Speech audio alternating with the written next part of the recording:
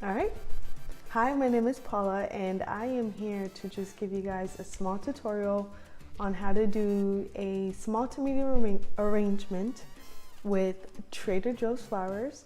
Disclaimer, I am not a professional and I've not gone to school for this, but I am self-taught and I've learned a few tips and tricks. So here we go. I start by using a floral arrangement tape. The one that I'm using, I am not the biggest fan of it. It's great for waterproof. And if you have greenery that could hide the green tape, then be my guest and use it. I usually use a clear tape and I will put the link on where I purchased them. But the one I used here, I used a green tape, a green floral tape, and I made a grid. You don't have to make it exactly like this, the measurements. You could even use two like tapes on one side and two on the other side. But just to make it a little bit tighter, I made a 4 by 5 line grid. After that, you put a tape on the outer side to protect from the tape coming off of it, because sometimes when it gets so full, the tape kind of falls in and then it just becomes a little bit of a mess. So right now I'm just grabbing some water and I'm placing not super cold water, about room temperature water. So I have right now seeded eucalyptus. The cool part about this eucalyptus is that it has different colors. So there's like a more reddish tone and a green tone.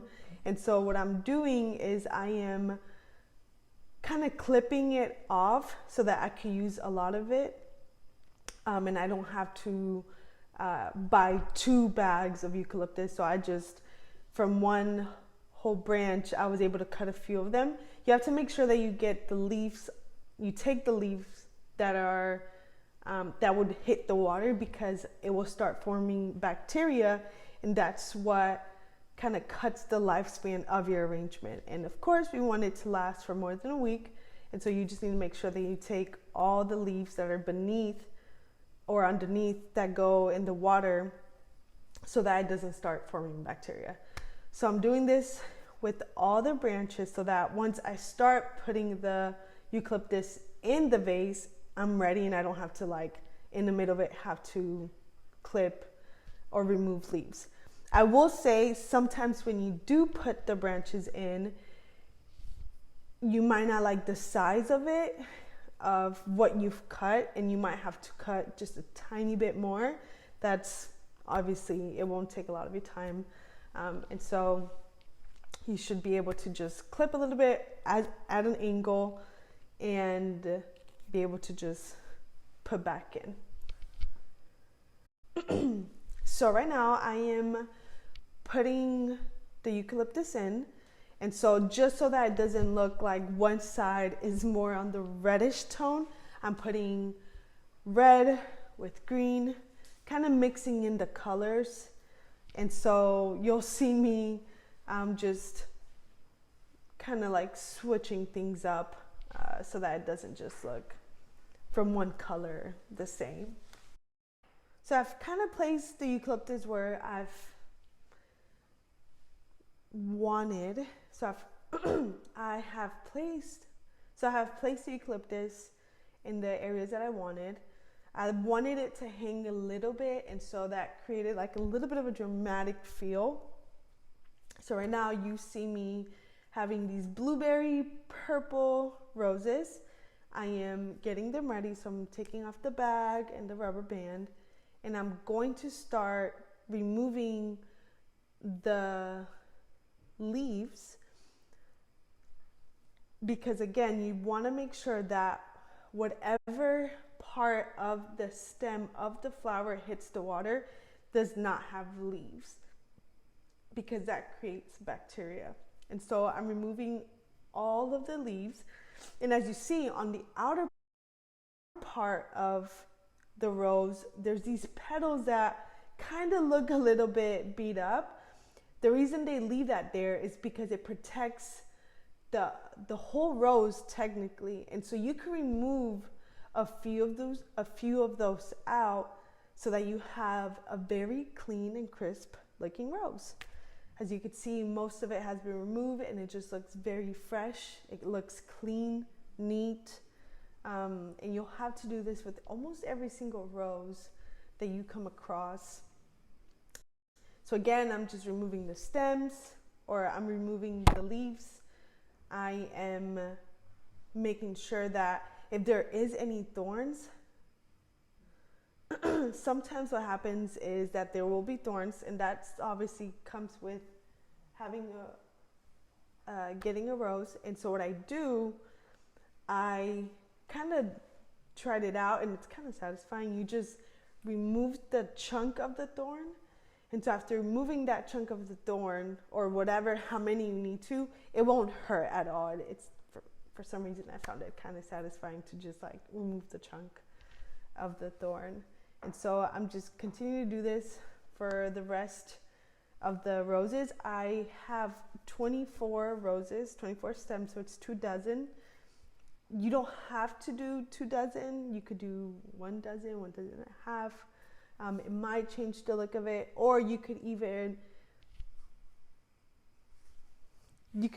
get a smaller vase and use 1 dozen instead of having to use 2 dozen.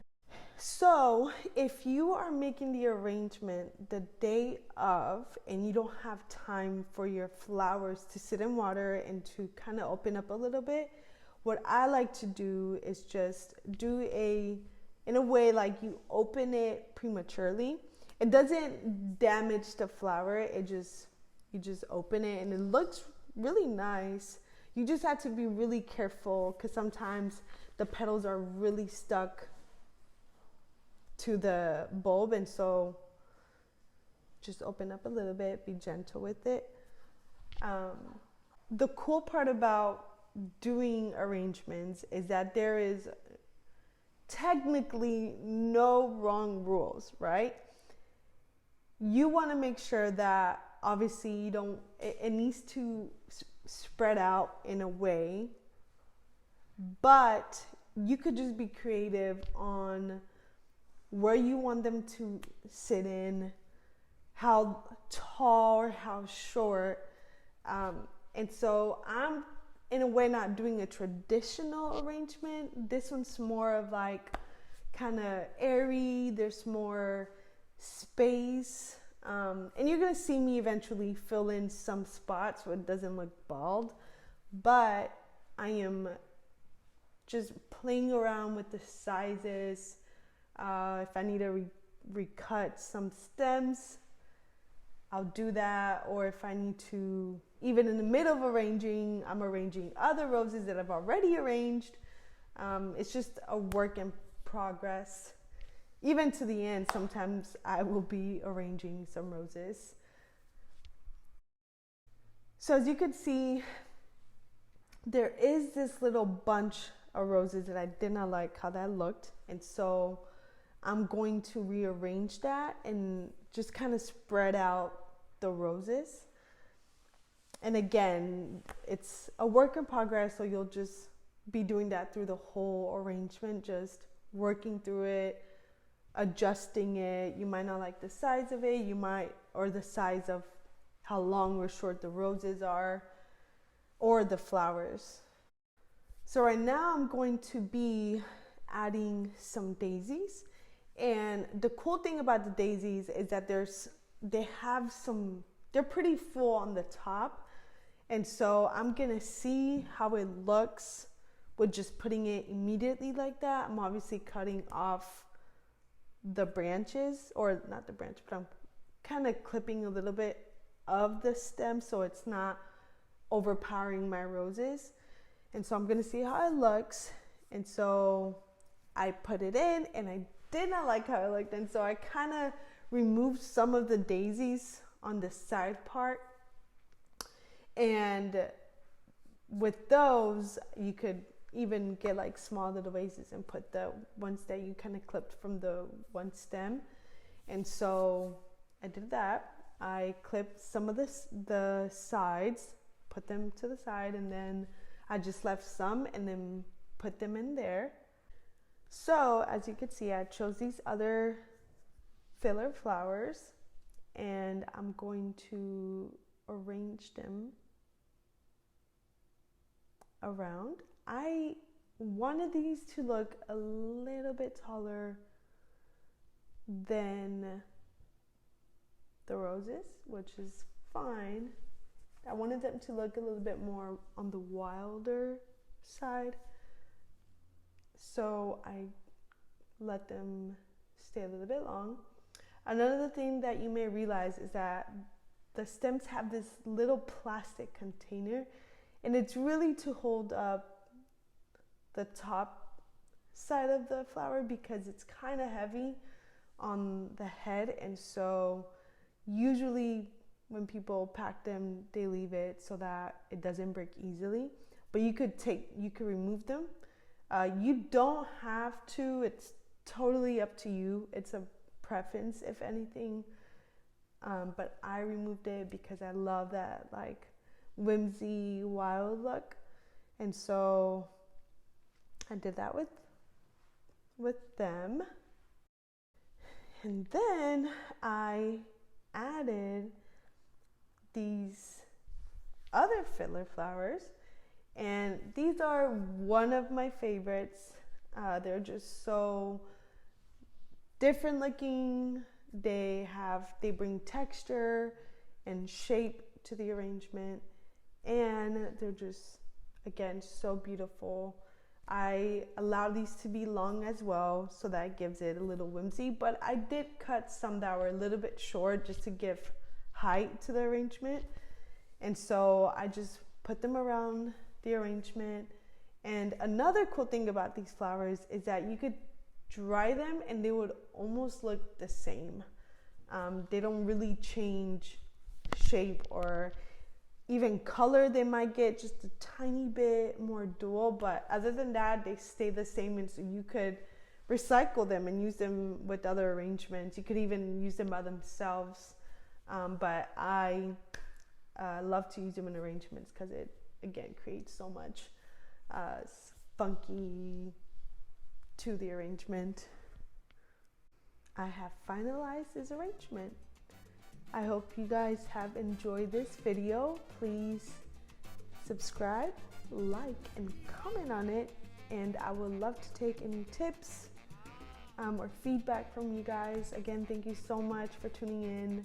This is our very first arrangement video. Hope you enjoyed it. All right, so I have finished the arrangement. Thank you again for tuning in. If you guys have any questions or would like me to try different arrangements, please let me know in the comments below. Don't forget to subscribe and like. And again, thank you so much.